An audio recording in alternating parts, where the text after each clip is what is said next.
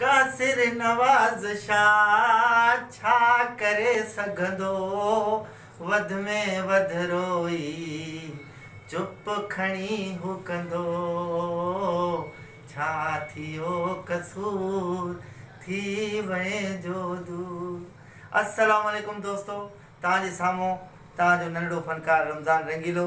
सभ खां पहिरियां तव्हांखे हिकिड़ी ॻाल्हि ॿुधाईंदो हलां त गुल आर्ट एकेडमी शिकारपुर जे तरफ़ां असांजे सिंध जो आसासो चऊं, उनखे असां छा बि चऊं घटि आहे असांजे लाइ।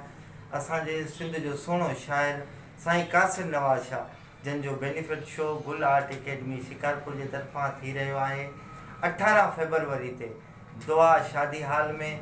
तव्हां सभिनी दोस्तनि खे ऐं ख़ासि करे शिकारपुर वासियुनि खे त हीअ असांजा आसासान खुदारा, इन्हनि आसासनि जो ॿियो न बि असां पाण ख़्यालु रखूं ऐं तव्हां सभु गॾिजी ख़्यालु रखो त इनशाअल्लाह जीअं असांखे उहो एतिरा ख़ुशि थींदा, उहो अल्लाह ॼाणे थो ऐं उनजी ज़ात ॼाणे थी। तव्हां सभिनी दोस्तनि खे गुज़ारिश आहे गुल आर्ट एकेडमी जे हिन हौसले खे हौसला अफ़ज़ाई ॾियो ऐं दुआ आर्ट एकेडमी दुआ शादी हाल में 18 फरवरी ते, जंहिंमें स्टेज नाटक बि पेश कयो वेंदो जंहिंजो नालो आहे ठग बादशाह, जंहिंमें शिकारपुर जा सुहिणा ऐं सुठा अदाकार कमु करे रहिया आहिनि, जिन में असांजा उस्ताद शायदि असां बि तव्हां सां गॾु हुजूं इनशाअल्लाह 18 फरवरी ते अचणु न विसारींदा।